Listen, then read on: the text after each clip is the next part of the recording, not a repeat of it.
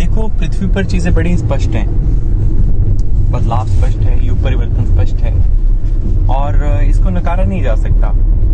यदि कोई ये देखे, और इसके लिए बहुत ज्यादा ये भी नहीं है कि किसी को बहुत ध्यान लगाने की जरूरत है या बहुत कुछ मेडिटेट करके इसको देखना पड़ेगा। इसके लिए सिर्फ 2 आंखें खुली होनी चाहिए और जो संसार में हो रहा है आपको उसको देखने के लिए एक सामर्थ्य चाहिए।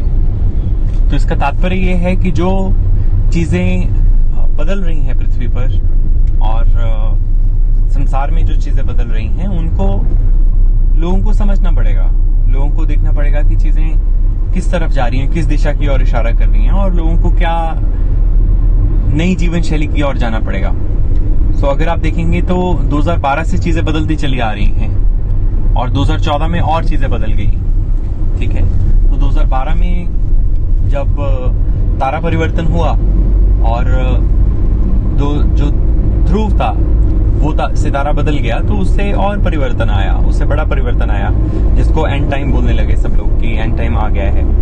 सो आखिरी समय है पृथ्वी पर, प्रलय का समय है, उसको बोलने लगे सब। So end time was very very clear, very very like clear to everyone कि ये सब होने वाला है और ये सब आ रहा है। तो चीजें स्पष्ट दिखने लगी और 2014 में जब स्टार अलाइनमेंट्स हुई, बृहस्पति की, चंद्रमा की, मंगल की, तो उससे और परिवर्तन आया और उससे बहुत से जीवात्माएं जागी, उनका एक्सपोजर बढ़ा, उनका बाहरी जीवों के साथ भी एक्सपोजर बढ़ा और लोगों को उसके बारे में समझ आने लगी चीजें कि कैसे काम करती हैं। और यहाँ पर और भी बहुत कुछ है जो सामने स्पष्ट 2 आंखों से दिख रहा है, उससे भी परे कुछ है, उससे भी परे की चीजें हैं यहाँ पर। तो वो एक्सपोजर बढ़ने लगा लोगों का और सच में वो चीजें हुई और वो घटनाएं भी हुई और कई लोगों ने ऐसा अनुभव किया, उनके ऐसे ध्यान अनुभव में भी रहा।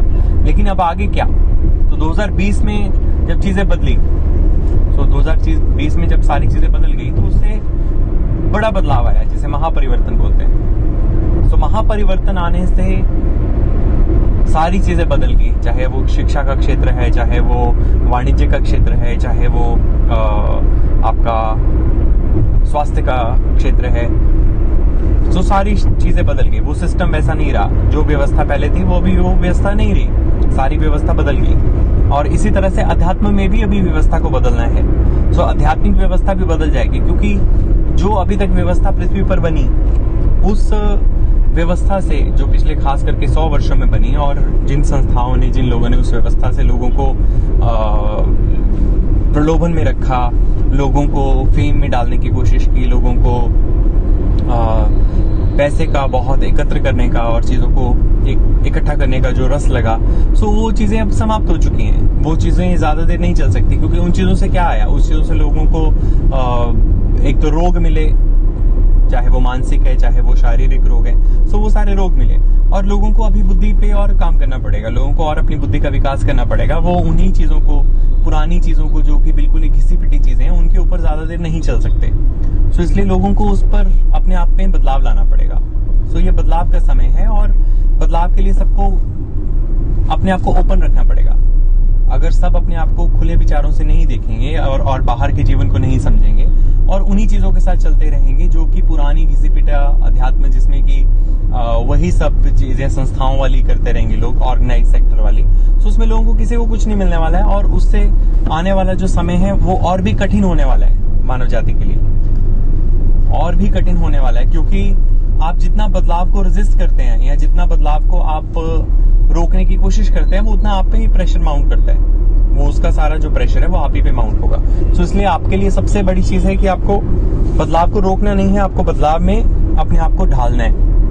उस बदलाव के लिए आपको खुले दिल से आगे बढ़ना है और वो बदलाव जो अभी पीछे हुआ है वो बदलाव पूरा आपको ग्राउंड वर्क पे लेके आने वाला है। वो आपको पूरा ग्राउंड वर्क करना पड़ेगा, आपको हर चीज का ग्राउंड वर्क करना पड़ेगा, आपको अपनी देह को संभालने का ग्राउंड वर्क करना पड़ेगा, अपनी इंद्रियों को काबू में रखने के लिए, कंट्रोल में रखने के लिए, नियंत्रित करने के लिए और साथ ही साथ अपनी इंद्रियों को और बेहतर ढंग से एनहांस करने के लिए आपको उस पर कार्य करना पड़ेगा, उसको विकास करना पड़ेगा इंद्रियों का, और मन को और कंट्रोल करना पड़ेगा। जो क्रेविंग्स हैं, जो कि वर्ल्ड की क्रेविंग्स हैं, जिसने कि सिर्फ और सिर्फ मेंटल डिसऑर्डर्स दिए हैं, या फिर ऐसा मनोविज्ञान उत्पन्न किया है जिससे कि सिर्फ और सिर्फ मानसिक विकार पैदा हुए हैं, विकृतियां पैदा हुई हैं, और उन मानसिक विकारों विकृतियों से किसी का भला नहीं हुआ है इस संसार में। जबकि मनोचिकित्सा जैसा एक और क्षेत्र पैदा हो गया है, जिसमें कि मनोचिकित्सा में मतलब लोगों के डिसऑर्डर्स की ही बात होती है, और किसी न किसी व्यक्ति को हर किसी डिसऑर्डर में डाल दिया जाता है। और आज का समाज आप देखेंगे तो युवा ही सबसे ज्यादा डिप्रेस्ड है, बिकॉज उनको पता ही नहीं है आगे करना क्या है, और जो व्यवस्था दी गई है और जो प्रोग्राम ऑफ लाइफ उनको थोपा गया है, चाहे वो माता पिता के जरिए, चाहे वो संसार के जरिए, चाहे उनके आपके अध्यापकों के जरिए, सो वो सारा का सारा ही फेक है, वो सारा फेक है, वो एजुकेशन ही गलत है। और ऊपर से लोगों को गुरु भी वही चाहिए जो कि बिल्कुल अंधे गुरु हैं, अंधे गुरु चाहिए जो कि किसी को रोके नहीं, किसी को किसी गलती के लिए रोके नहीं, वो किसी को कुछ सिखाए ना। लेकिन गुरुओं का जो सिस्टम था वो जीनी सिस्टम बन के रहा अभी तक। तो उनको गुरु वो चाहिए जो कि XYZ चमत्कारिक चीजें करते हों, और या फिर वो चमत्कारिक चीजें करते हुए भी उसके बाद भी वो किसी चीज के लिए उनको रोके नहीं, किसी चीज के लिए उनको डिसिप्लिन में आने के लिए नहीं कहे, कोई भी उसको मतलब ये नहीं कहे कि आप ये अपने आप की ये चीज अपनी चीज को करेक्ट करिए। लेकिन गुरु वो चाहिए जो कि मनोकामनाएं पूर्ण करने वाले। तो गुरु तो चाहिए नहीं, सो इसका मतलब क्या हुआ? गुरु की जगह चाहिए जीनी, जो कि सिर्फ मनोकामनाएं पूर्ण करता रहे। और आध्यात्मिक क्षेत्र में सबसे बड़ी चीज क्या है? आध्यात्मिक क्षेत्र में जो मेन चीज है वो है यहाँ से बाहर निकलना, जिसको लोग निर्वाण के नाम से जानते हैं, मोक्ष के नाम से जानते हैं। सो आपकी पार्थिव देह का मोक्ष होता है, लेकिन पार्थिव जगत की आपकी यात्रा का मोक्ष नहीं होता है, क्योंकि आप अपने ऊपर काम ही नहीं करते हैं। आप तो सिर्फ सारा जीवन अपना व्यस्तता में बिताते हैं, बिजी रहते हैं। आप कभी किसी में बिजी हैं, कभी किसी चीज में बिजी हैं। अगर आप अपना जीवन काल देखें, जितना भी समय आपने पृथ्वी पर बिताया, तो उस पूरे समय में आप हमेशा सिर्फ व्यस्त रहे हैं, और उस व्यस्त रहते हुए आपने कुछ खास काम नहीं किया अपने ऊपर। ना ही आप अपनी देह संभालना सीखे, ना मन की विकृतियों पे काम किया। लेकिन हाँ, आपने काल्पनिक चीजें बहुत कर ली हैं, आपने इतनी कल्पनाएं कर ली हैं, तो उन कल्पनाओं से आप कल्प में ही फंसे रहे हैं, ठीक है ना। तो वो भी आप उसी में अटके रहेंगे और उसी में ही रहते हैं। तो इसलिए आपकी जीवन यात्रा जो है, पार्थिव जगत की जीवन यात्रा समाप्ति नहीं होती। तो जब पार्थिव जगत की जीवन यात्रा समाप्ति नहीं होगी, तो आपको मोक्ष कहाँ से होगा? तो निर्वाण का अर्थ तो मातृकाओं से मुक्त होना है, ताकि आप पार्थिव मातृकाओं में दोबारा से ना गिरें। और यही सारी शिक्षा है, यही सबका शिक्षाओं का क्रक्स है, और यही मेन जो है वो गोल है। सो इस गोल से सब भटक चुके हैं। सो ना तो शिक्षा उस चीज में मदद करती है मुक्त होने में और मोक्ष होने में, तो ना ही आपका व्यापार करता है, ना ही कोई रिसोर्सेज आपको मदद करते हैं। सो जब ये सारी चीजें ही आपको मोक्ष की तरफ ले जाती ही नहीं, तो आपको आखिर जीवन में मिलेगा क्या? ठीक है ना। सो इस पर समझना पड़ेगा कि आपको कैसा अपना जीवन चाहिए। क्या आपको जीवन सिर्फ इतना ही चाहिए जिसमें सिर्फ और सिर्फ आप अपने जीवन के ऊपर कार्य ना करें और सिर्फ व्यस्त रहें, और आपको ऐसा जीवन चाहिए तो ऐसा कार्य करते रहेंगे? तो इसलिए ये सबको सोचना पड़ेगा इस चीज के ऊपर। तो इसके अलावा जो है वो आपको ये भी सोचना पड़ेगा कि बदलाव किस तरह का आ रहा है। क्या आप उस बदलाव के लिए तैयार हैं? क्या आप उस बदलाव की ओर जाने के लिए अपने आप को प्रिपेयर कर रहे हैं, या सिर्फ और सिर्फ अपने आप को रुकावट लेके बैठे हैं, या उन्हीं चीजों के ऊपर सिर्फ अपने जीवन को सिर्फ निकालने पे काट रहे हैं जीवन को? तो उसके करने से कुछ नहीं होगा। उससे सिर्फ आपका जीवन काल का समय निकल जाएगा, और देह की क्षमता, देह की वाइटैलिटी जो है वो भी खत्म हो जाएगी। और देह की वाइटैलिटी खत्म होने से क्या होगा? उससे आपको जो चीजें आप अपने जीवन काल में रहते हुए कर सकते हैं, वो आप नहीं कर पाएंगे। सो इससे इतना ही तात्पर्य है, इतना ही स्पष्ट है। सो जब ये पूरा का पूरा ब्रह्मांड देखिए, ये पूरा एनिमेटेड वर्ल्ड है, ये पूरा जीवित ब्रह्मांड है, और इतना जीवित ब्रह्मांड है कि अगर आप एक बीज डालते हैं तो मिट्टी भी आपको बता देती है कि बीज भी जीवित है और मिट्टी भी जीवित है। बीज को आप टेबल पे रखेंगे तो वो नहीं उगेगा, लेकिन जैसे ही आप बीज को मिट्टी में डालते हैं तो बीज और मिट्टी दोनों ही दिखा देते हैं अपनी क्षमता, अपना सामर्थ्य, अपना पोटेंशियल, कि दोनों ही जीवित है।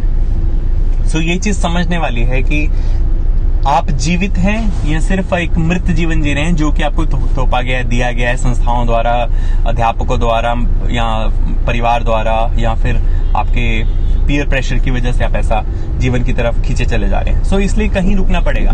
तो एक ही जो युग परिवर्तन है वो बहुत ही स्पष्ट है, और उस युग परिवर्तन को लोगों को समझना पड़ेगा, और उसके लिए अपने आप को प्रिपेयर करना पड़ेगा आज से ही। और उस युग परिवर्तन को रोका नहीं जा सकता, क्योंकि अभी जो पहले नॉर्मल था वो अब नॉर्मल नहीं है। अब वो नॉर्मल नहीं है, अब वो नॉर्म्स नहीं है, अब वो नॉर्मल नहीं है, अब वो नॉर्मेलिटी का पैरामीटर नहीं है। सो लोगों को अपनी बुद्धि का विकास करना पड़ेगा। बुद्धि के विकास करते हुए कितनी देर आप अपने आप को रोक पाएंगे? कितनी देर आप सोचेंगे कि कल करेंगे, देखेंगे क्या होगा?